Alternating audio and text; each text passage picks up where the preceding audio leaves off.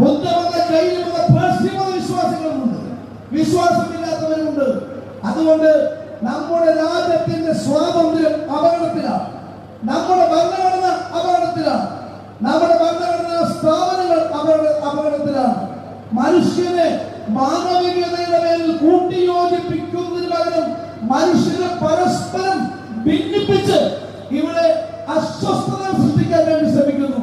ഒരു കാര്യം, ഇത് നാം പിറന്ന മണ്ണാണ്. ഈ പിറന്ന മണ്ണ് പെറ്റുമ്മയെ പോലെയാണ് നമുക്ക് എല്ലാവർക്കും. മാതാവിൻ കാറ്റുമട്ടിലാണ് സ്വർഗമെന്നാണ് നമ്മളെ പഠിപ്പിച്ചിട്ടുള്ളത്. ശരിയാ, മാതാവിൻ കാറ്റുമട്ടിലാണ് സ്വർഗത്താൻ വേണ്ടി ശ്രമിക്കുന്നു.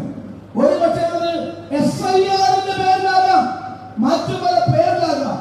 നമ്മുടെ പൗരത്വം ഇല്ലാതാക്കി നമ്മളെ ഒരു പക്ഷേ ഇവിടെ നിന്നും ഉന്മൂലനം ചെയ്യാനുള്ള ബോധപൂർവമായ ശ്രമങ്ങൾ ഭരണകൂടങ്ങൾ നടത്തപ്പെടുന്ന ഒരു കാലത്താണ് ഈ യാത്ര ആദർശ ശുദ്ധിയുടെ ഒരു നൂറ്റാണ്ട് എന്ന യാത്ര നടക്കുന്നത്.